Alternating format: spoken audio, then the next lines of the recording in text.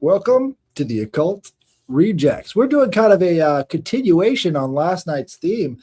We found it so interesting that we started to see a bunch of these patterns having to do with the solar cycle. So this tweet right here, this was doing big numbers.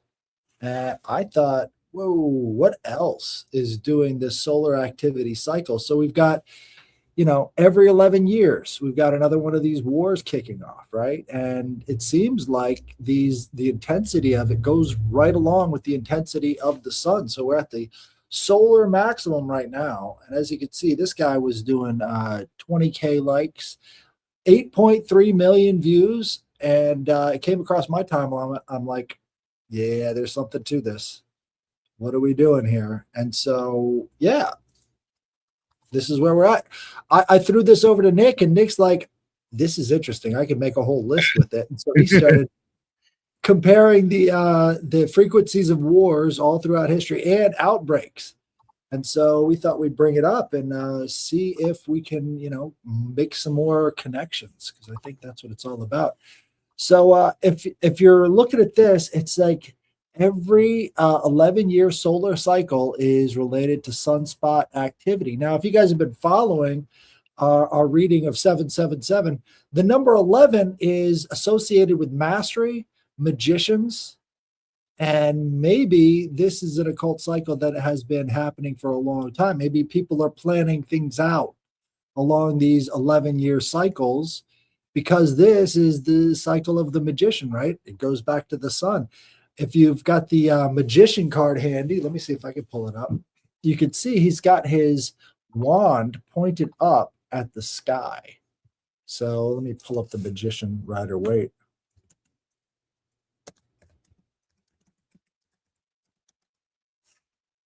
And yeah, so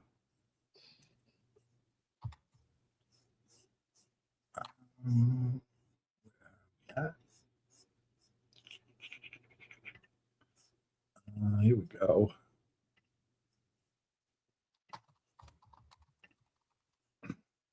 He's basically saying, look at the sun, right?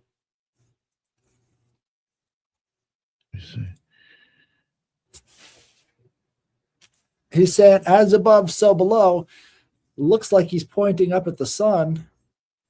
And maybe this magician card has, again, this is the number one, but, a doubled one is sort of that same idea. This is how you kind of syncretize your life, is around these different cycles.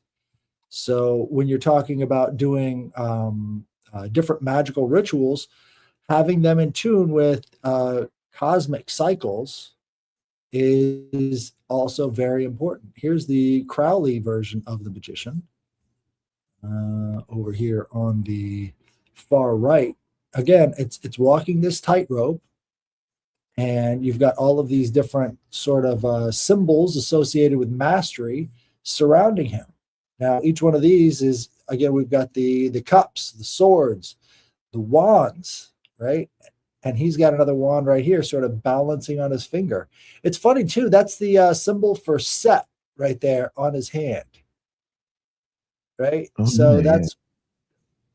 That's one of these symbols for Set. He's also got sort of the caduceus up here as a head covering, and kind of a winged feet sort of extending off into infinity. One of the other, I guess you would say, chimeric animals is over here on the right-hand side of the path. You've also got discs right here, all of the elements. And over here, you got the scroll, right? So what are they trying to tell us here? There are cycles in nature that you kind of have to attune to if you're going to be the magus or the magician, right? Very mercurial as well. So it's funny. Mercury has an 88-day cycle as it's rotating around the sun. So 88 keys on a keyboard, right? 88 keys in the piano. He's the god of music, and music is considered to be math over time, right? So if we're going by the trivium method, you've got these salt, sulfur, mercury inside of the grammar, logic, and rhetoric. And then you've got the quadrivium, which would include arithmetic, music, geometry, and astronomy, right? Because ultimately, what you're trying to do is build up to the stars, right? You're trying to understand the cycles in nature itself so that you can be a more balanced magician and a better understander or noticer of these cycles. So I think it's it's vital to understand that maybe our ancestors had the same conception, even though they couldn't observe the sun as well as we could. They could still see these 11-year cycles and then sort of plan accordingly. What we're seeing now with this war in Iran, it seems like they're trying to take hold of those similar cycles and kind of make that into their thing. They're trying to make it all about themselves. So what are your thoughts on that, Nick? I couldn't really add anything more than you already said to it. I'll put you that much. Well, there's something interesting about these colors too, right? So, yeah. Well, very solar to begin with, and air. I mean, it's very much close to solar. And that, what I was thinking of, because when you were talking about this, like I lost thinking about how I do find it interesting. Like when we get into the outbreaks, I actually think the outbreaks are a little bit more like they're closer days to the issue. And it was making me think of the element of air because of yellow. And, that's a lot. That's how it's transmitted, So, yeah, I mean, I was kind of going down a rabbit hole as I was looking at this. Apollo is like one of the ultimate air deities, right? And he is associated with both outbreaks and cures. I was just talking with somebody online about Asclepius. And Asclepius is the son of Apollo, and Asclepius means to cut open. Again, the sign for the air is the sword, right? The suit of the sword. So this kind of goes into medicine too, if you're tracking. And very solar colors, you've got this gold really prominently, with also sort of that sky blue in the background, as well as the night sky kind of colors on the side. So it's like the sun sort of being symbolically and I guess it would be, what's the word I'm looking for? Abstractly invoked here, just through the colors themselves. But like I always say, if you want to get to know magic better, if you want to get to know the gods better, get up at dawn, right? It's the dawn time that really gets you in tune with this type of changing energy from, purifying the dark into the light. So let's bring up some of this list that you had here. Yeah. Oh, one thing I did want to mention that's not on there. I was just looking it up now. That guy was showing the Iranian attacks, and that was actually like 41 days prior to a solar maximum. So he had it on the list, man. That's how close it was. Yeah. Let me go over to this one. So for wars, I did it within a pretty much like a 24. It has to be within like 2 years' time. Anything after that, it even suggested like I did 3 years, and that's going to start going over. Like it just at that point, it's kind of hard to pin down that it was really possibly has anything to do with that, and it could start going over into like, well, that was after. Is it really going into another one? There's so much time in between. But 1 year after the first World War I, that's 1 year after a solar maximum. The Russian Revolution. That was 0.2 of a year. So, I mean, that's a couple of months. Spanish War was 0.8 of a year. I mean, so again, that's not even a full year. The second Sino-Japanese War, that was 0.2 of a year after a max. That was another one. The World War I was after a minimum. Russian Revolution was after a maximum. The Spanish Civil War was before the maximum. The second Sino-Japanese War was after the maximum. Then World War II was a little bit too late for me, but I just included it anyway, just in case. That was 2.4 years after a maximum. Chinese Civil War was 0.9 of a year before a maximum. The Arab-Israeli War was 1 year after a maximum. The Algerian War was 0.6 after a minimum. The Suez Crisis was 1.4 before a maximum. 60-Day War was 1.4 years before a maximum. The Nigerian Civil War was 1.3 years before a maximum.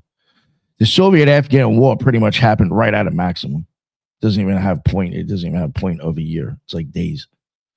The Iran and Iraq War is 0.8 after a maximum. Falklands War was 2.3 years after. The Gulf War, that was 0.7 of a years after a maximum. Yugoslav War, Croatia phase, that was 1.3 after a maximum.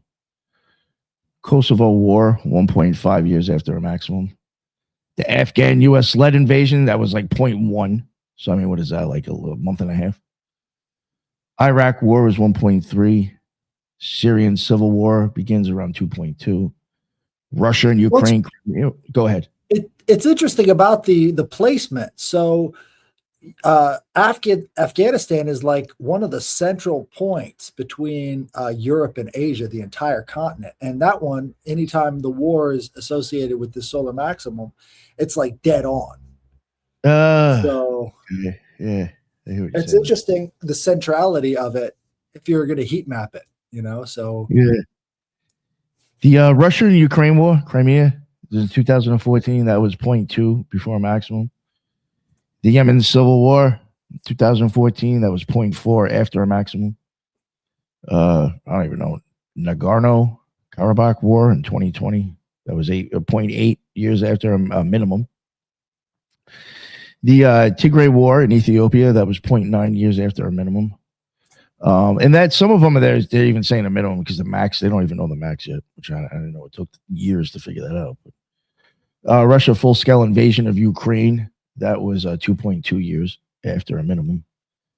Now, this is where it gets interesting. Now this is epidemics. H1N1 influenza, that was 131 days after a solar minimum. Polio, solar maximum, 20 days afterwards. Ebola, West Africa, solar maximum, it was 115 days after that. This one, Zika, that's 657 days. It's a little bit much, but you get Ebola, that's 151 days after a solar minimum. Then you get COVID-19, that is 46 days after a solar minimum. You get Mpox, monkeypox, 62 days after a solar max. Then you have the plague in Hong Kong, first case discovered 113 days after a solar max, and that was in 1894. The influenza in 1918, that was 119 days after a solar max. Let me see if I can find some. The Ebola in West Africa was 116 days after a solar max.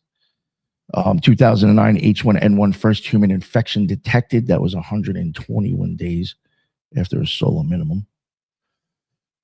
Then I decided to throw lunar eclipses in there. Lunar eclipses for outbreaks isn't too much of anything. There was one around, I don't even know how to say this shit.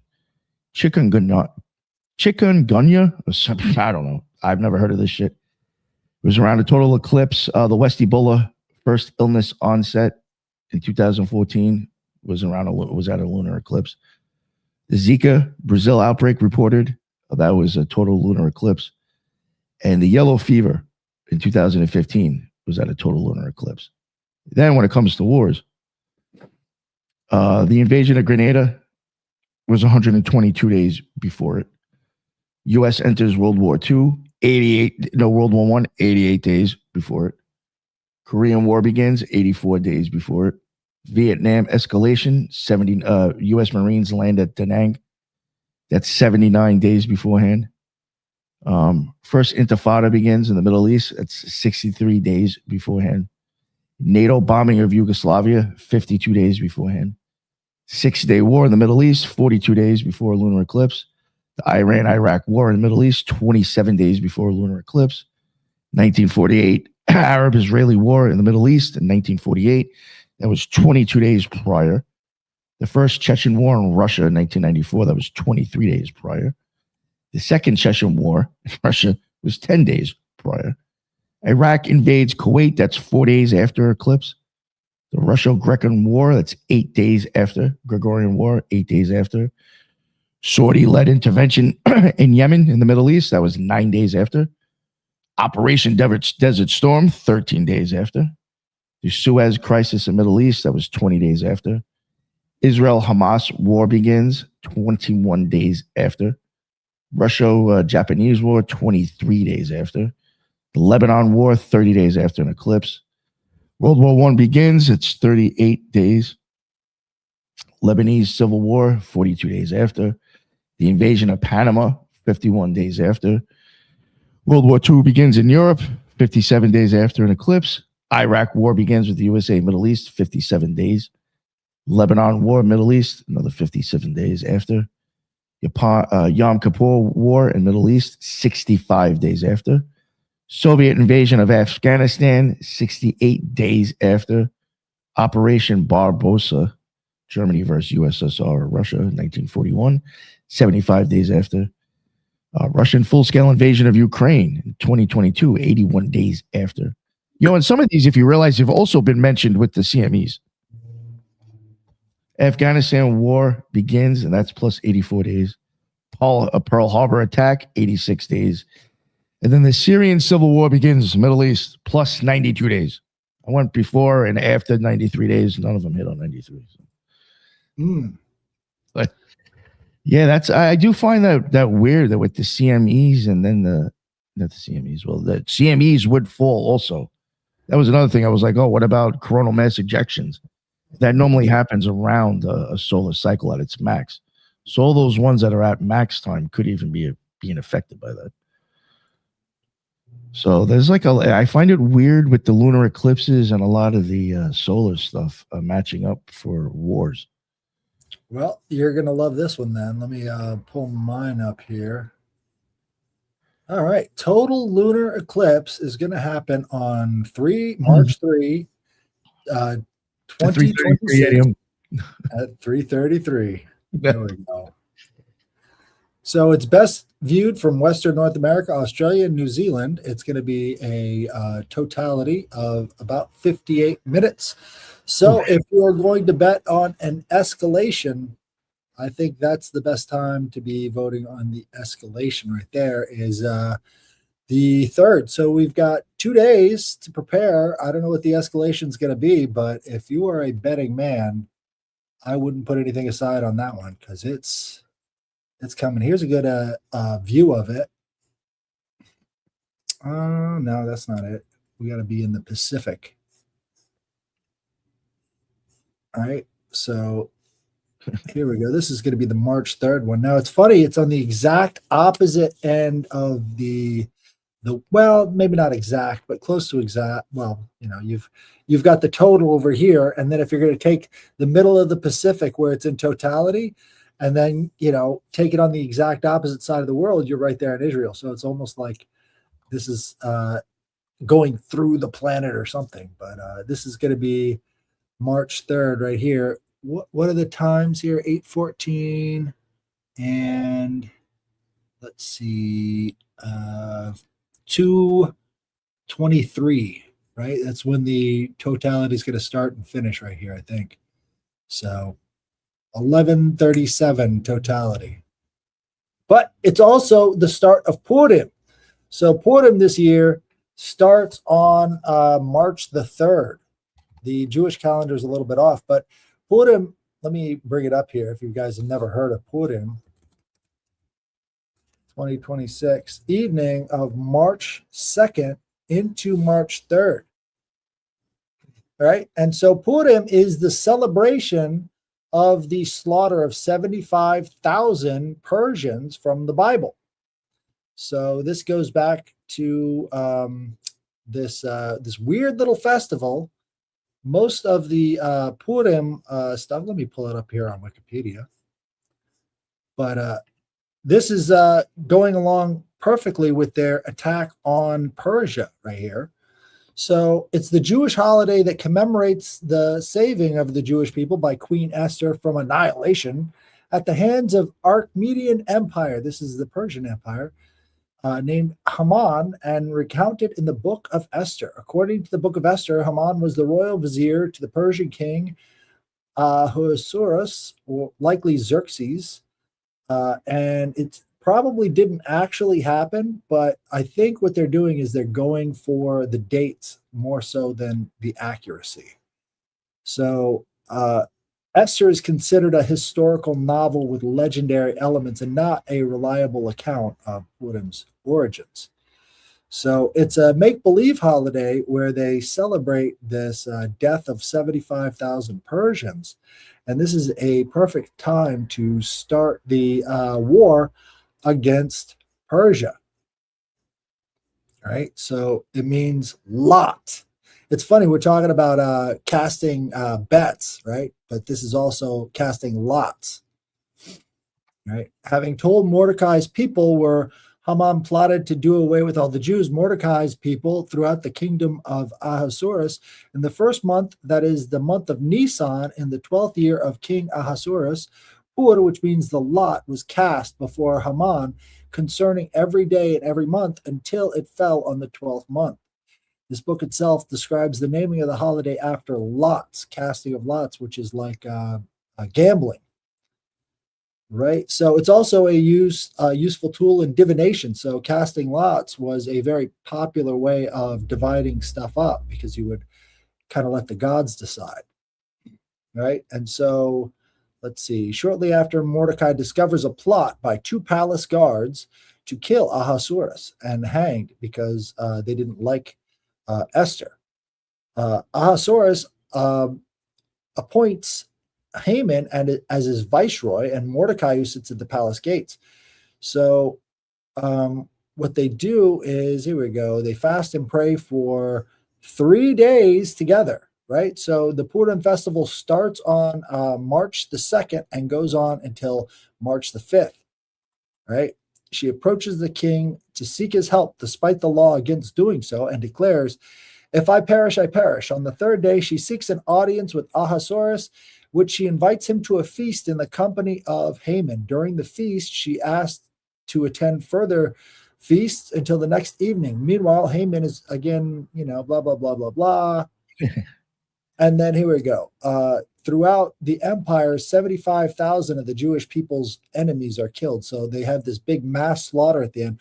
Most Jewish holidays are based around the murder of somebody. Like if you go into the festival of dedication, the Feast of Dedication, or it's also called Hanukkah, that was celebrating the death of Greeks. So they killed about 20,000 Greeks. Oh, geez. Yeah. So most of these high holidays for them represent murdering a lot of people. So they like to cover it up with a lot of lore, but at the end of it, you always see how many people they murdered. So it's funny in those regards. But yeah, it's interesting.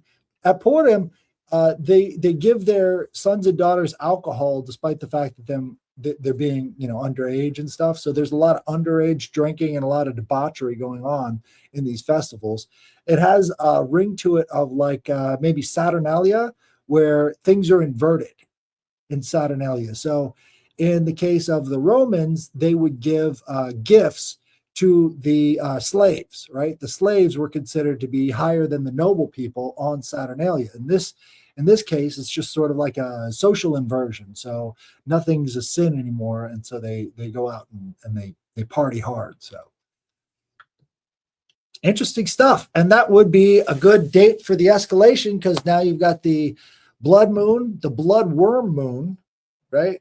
And you've got Purim falling on these dates right after they've started bombing each other. So it's kind of interesting. Yeah. I even did also, just like real quick, for some like wars, I also looked for like moon cycles. The U.S. enters World War I 1.2 days after a full moon. And World War II begins in Europe 1.82 days after a full moon. Operation Barbarossa is 2.61 days after a new moon. Sorry, the other ones are full moons prior to that. Then Pearl Harbor is 1.85 days after a full moon. The 1948 Arab-Israeli War, that is 1.11 days after the new moon. Vietnam escalation, U.S. Marines land at Da Nang, that which I mentioned earlier, that was 1.73 days after a full moon. The 6-Day War, that was 2.16 days after a new moon. The Soviet invasion of Afghanistan, that was 1.29 days after a new moon. The Lebanon War in 1982, that was less than a day after the full moon. Iraq invades Kuwait, that was 2.7 days after a full moon. Operation Desert Storm begins, that's 0.71 days after a new moon. The Iraq War begins, USA Middle East, that is 0.44 days after a full moon. And so not even a whole day, not even half a day. In 2006 Lebanon War, that started 2.36 days after a full moon. So I don't know. You got a lot of lunar and solar shit going on. They're very close to these things. Absolutely. If we're going to start plugging in a lot of gematria in there too, I think what we're missing is 33. Yeah, all right. I haven't seen any 33s pop up yet. Yeah, right. Lots of 23s, lots of, repeating numbers like that, 44.44, but you've got, not a lot of 33s. That's interesting. But the lunar cycle is 18 years, right? And so halfway in the lunar cycle, where it's back to where it started, that would be 9. And the solar cycle is 11. And so if you're just going to break 18 and a half, you've got 9/11. So something in there as well. Between the sun and the moon, 9/11 seems to pop up a lot. So interesting. Yeah. But this would be interesting also to plug in. Have you ever heard of the Strauss-Howe generational theory? No. You mentioned, I think, before in the text. Yeah, this is interesting stuff. So Strauss-Howe says that each generation sort of has an archetype, right? And so let me pull that up here.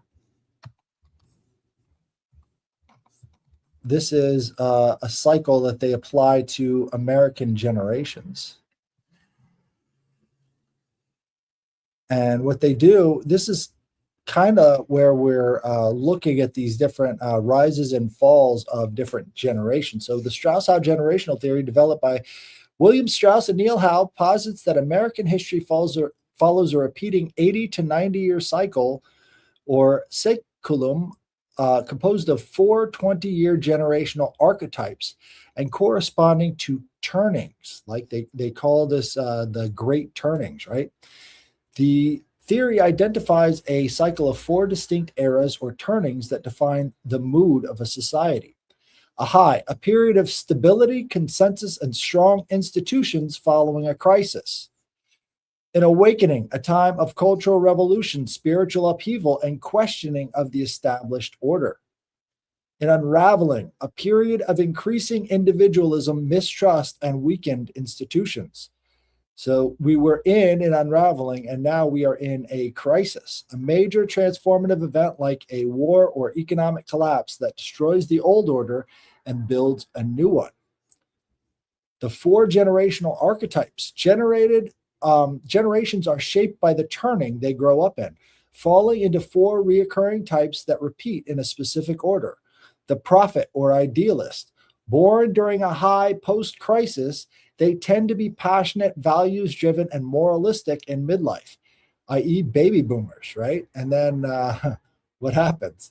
Nomad, reactive, born during an awakening, they grow up as children in a permissive, questioning era, leading to a cynical or pragmatic approach to life. This would be Generation X and millennials.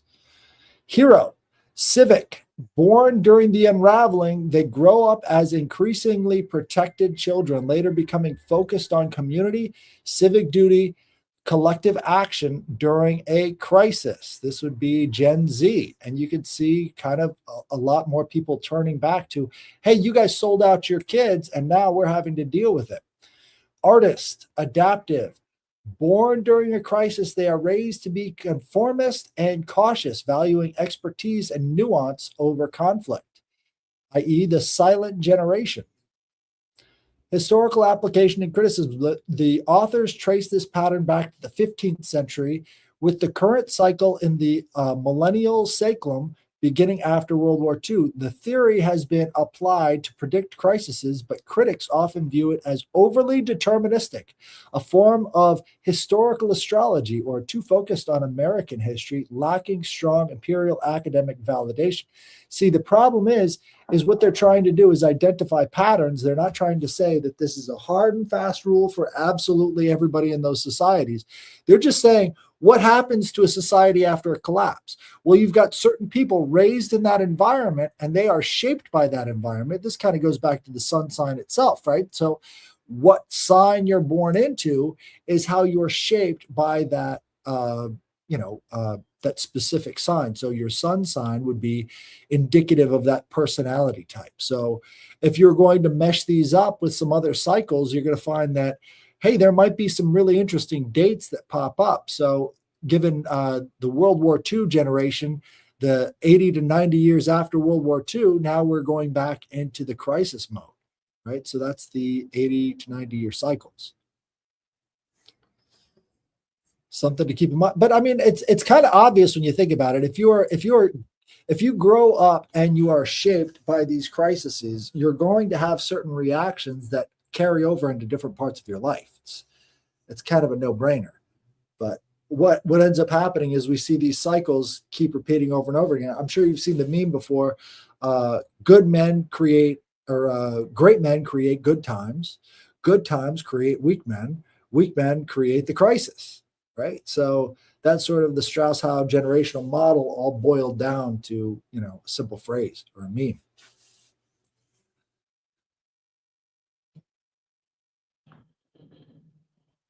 Yeah, I don't know. What are your thoughts? Definitely want to start looking into this stuff a little bit more when I have time.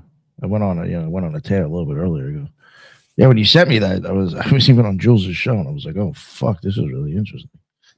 And I was thinking about that the whole time. I was like, oh, I got like 20 questions in my head. I already want to start looking at. Very weird, though, dude. Very weird.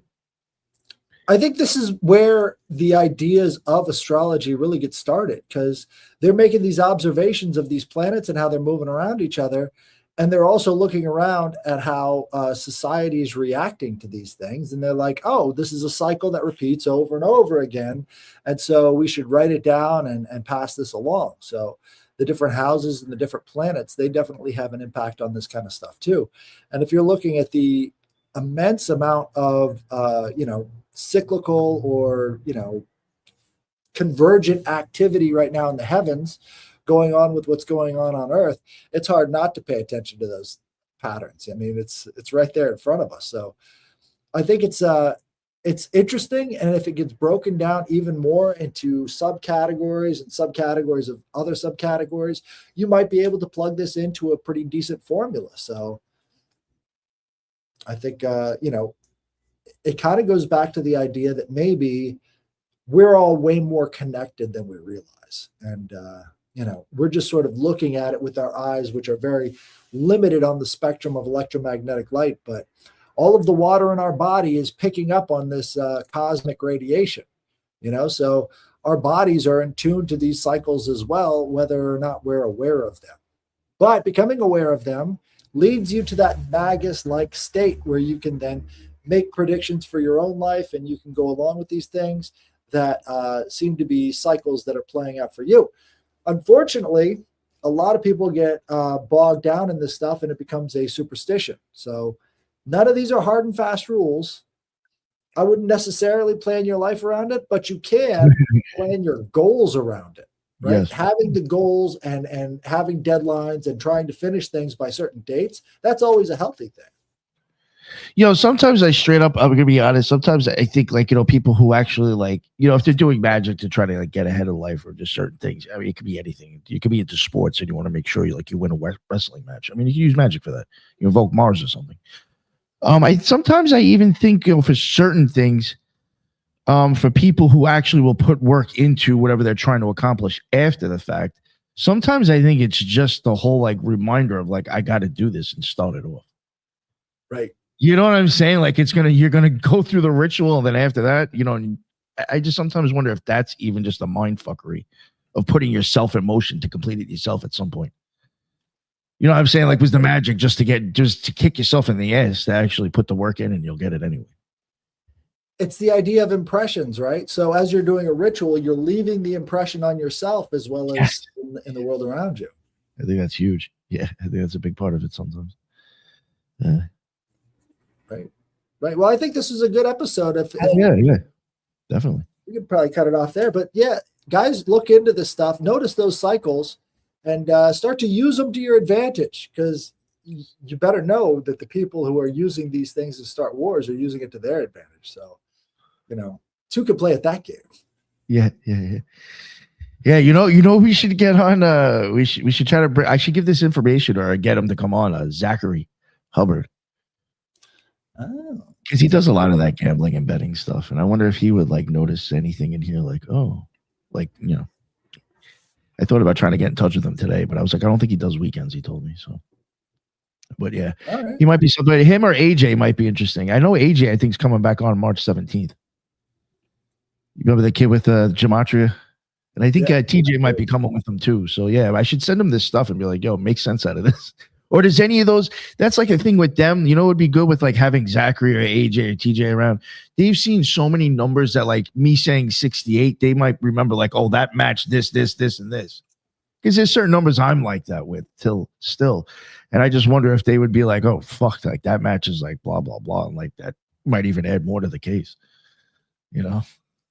Absolutely. Yeah, I can't wait. I think, we're moving into an era away from sort of blind faith in the government and more about how do we figure this stuff out for ourselves? How do we actually use it? Because, hell, how many times do you have to see the same 33 repeating over and over and over again before you realize it's a tool? Like all of these numbers are used as tools to sort of imprint the environment around us. So let's use it to our advantage, Yes, definitely. And well, TJ, thank you. It was fun. Yeah, TJ, we haven't had him in a long time. But, I know. Those episodes. Yeah. I think he just started maybe getting back into podcasting again. I don't know. He's a silly fella. He's got his hands on a lot of things. Bands, podcasting, then he's, work. I don't know. He's a very busy guy. Right. Well, it'll be nice to see him again. Thank you guys for joining us, and see you again next time. Later.